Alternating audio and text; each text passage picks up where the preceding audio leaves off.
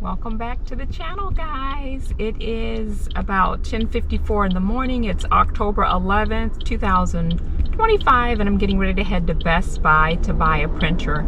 I've been enjoying these last couple months, just getting out again. I've online shopped for well over a decade and have not gone into stores for just about anything unless it was groceries. And so I realized there's something very nice about going into a store and actually connecting with people and just being able to go out and get what I need right away, as opposed to waiting, and also not living my life just clicking a button and then scrolling through YouTube and, you know, being online for far too long. And so I've determined it's very important for me to actively engage and being even more present in my life, which is something I've worked a lot on these past couple of years. But by actually shopping, going into a store, picking up a physical item, it's just going to be about getting a printer. I'm making myself be very disciplined.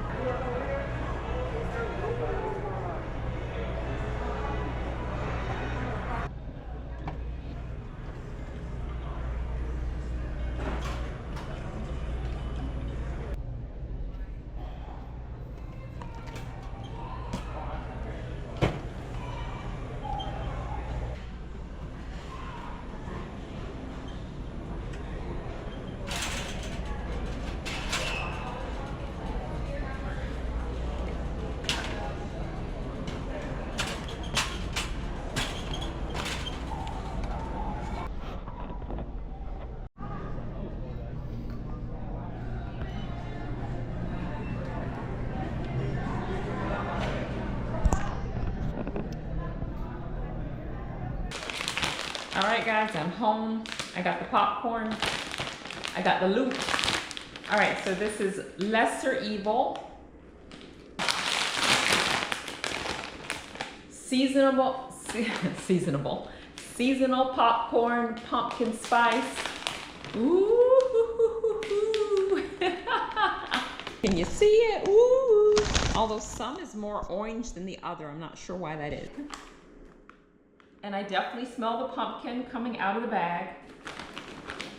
Although it smells kind of sugary and sweet. So I just washed my hands. So that's why they look a little wet.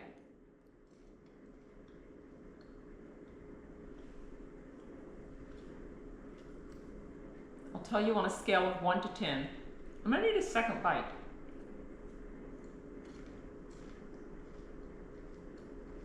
.6 out of 10. So it tastes like kettle corn with pumpkin. I do taste the pumpkin, but I taste a heavy cinnamon as well. Yeah. It's interesting. It's not bad. I'm gonna for sure eat it, but just a little bit each day. It's gonna be the goal, maybe like one little cupful. And you see the real deal pumpkin back there. So that's where I'm gonna try to make a healthy soup.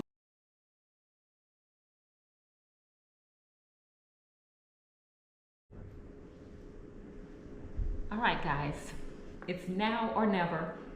My refrigerator's right there, and it's a very old refrigerator, so it's making all kind of humming noises. But we're gonna go ahead forward with the pumpkin.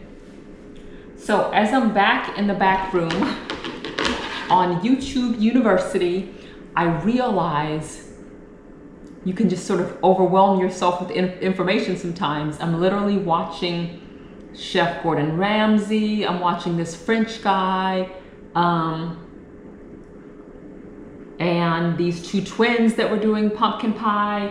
And I realized I don't have garlic, which is something every recipe called for, and a lot of them said cream or heavy cream. And then there was even the bit about if you cut the pumpkin like this, or if you should cut the pumpkin like this. And I'm like, Oh my gosh.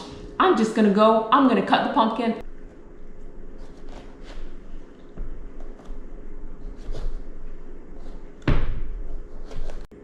Wow, okay, so there's a lot of seeds in this guy. It so reminds me of a butternut squash. Okay, so I'm gonna get all the seeds out and then we'll go from there.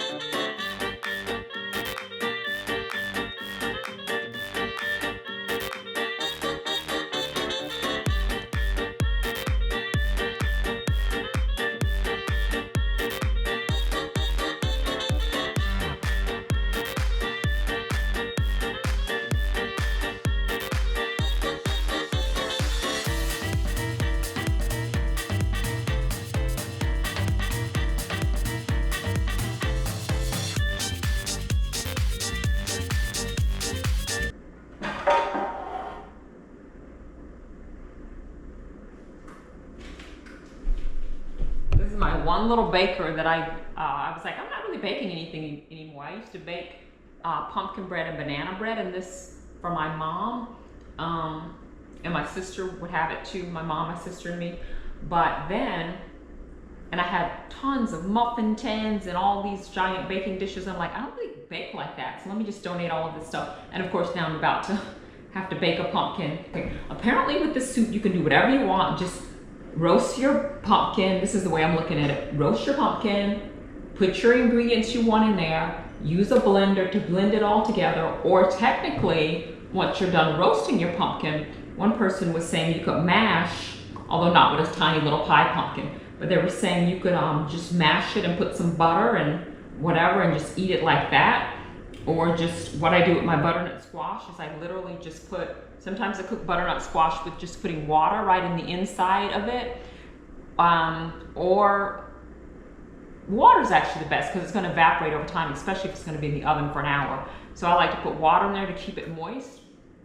And then once it's all done cooking, I'll drizzle olive oil on it, and I just eat the vegetable right, you know, just like that, very simple. So that obviously, as I'm working with this pumpkin for the first time, a whole pumpkin, I'm realizing, oh, I could just do it just like a butternut squash, just roast the thing and eat the thing. Houston, there is a situation over here. I realized I don't have a blender, which is funny because I bought one at Christmas time, but there was an issue with it and I think I returned it. And then the other blender's at my mom's house. Well, now the Air property where a couple of my family members live out there, and I could go get her old blender, but I'm not gonna do that because it's only a 10-minute drive, but I'm nestled in over here. I wanna put my printer together and do all that good stuff. So here's the onions, here's the carrots. Once again, you're like, okay, why is your face all over the food? I'm gonna eat the food, you guys. It's just me over here.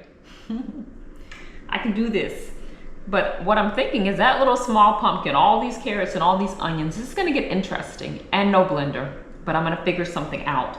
I'm gonna saute all this on top of the stove with a bit of oil, or maybe I'll do it with water and just drizzle the oil at the end, but I'm gonna use my cast iron skillet to get all of this nice and cooked. That way when the pumpkin comes out and it's cooked, I'm gonna somehow eat this pumpkin. Even if I don't officially, because I can't blend it, even if it's not really a soup, I will go ahead and eat my pumpkin and roast my pumpkin seeds. By the way, raw carrot's good for you.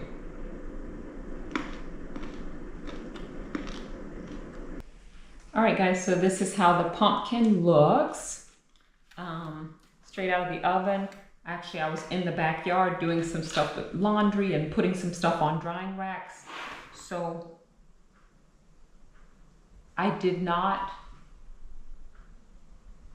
thought it was raining, but it's just windy. So I did not have time to put the olive oil on the pumpkin. So I'm just gonna taste it plain and then with a little bit of olive oil.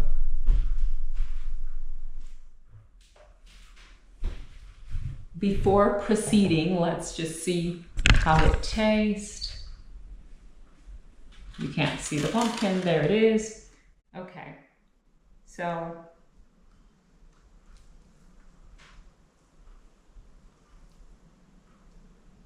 the fork went into it very easily. A little bit of stringiness there, but that's cool. So this is just plain pumpkin with nothing on it, just roasted.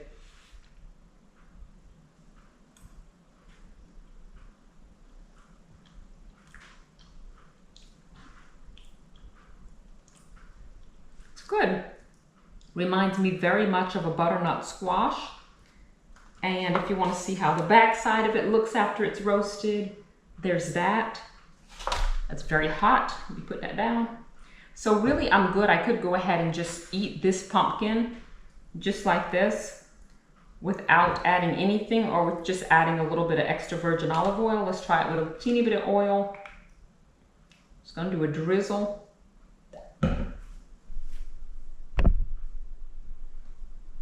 Drizzle, drizzle. Let's see what it tastes like with a little bit of olive oil. I only ate half of my navel orange, so that's sitting over here on a paper towel as well. Okay, so here's pumpkin with a bit of olive oil.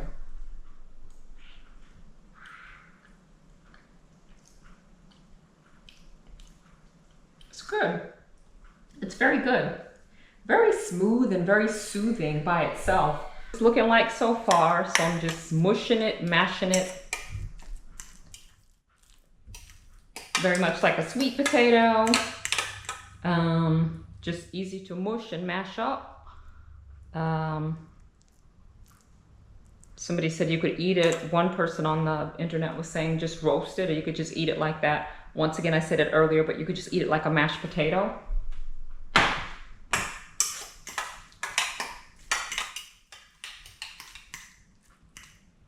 It's just gonna be a thick soup, okay? It's gonna be a thick, chunky soup because I can't mix it. Some of these nice carrots, onions. I am winging it. I'm just gonna do a little bit of vegetable broth, maybe half a cup or so, maybe 3/4 of a cup. Okay, time to plate the soup.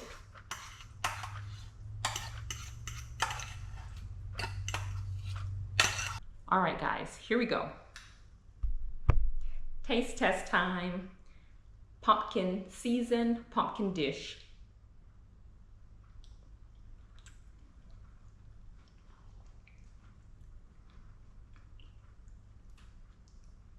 This is a good hearty dish. And I love the fact that you could do cheese, or you could do coconut milk, or you could do this or do that. But it's really quite delicious. Very soothing, makes me just want to curl up with a book.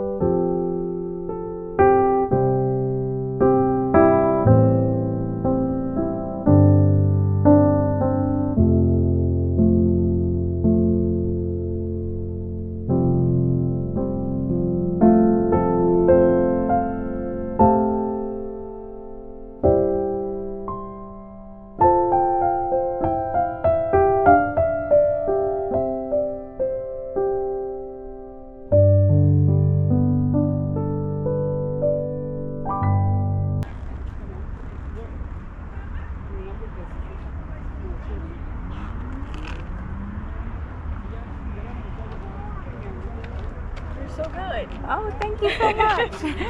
Thank you.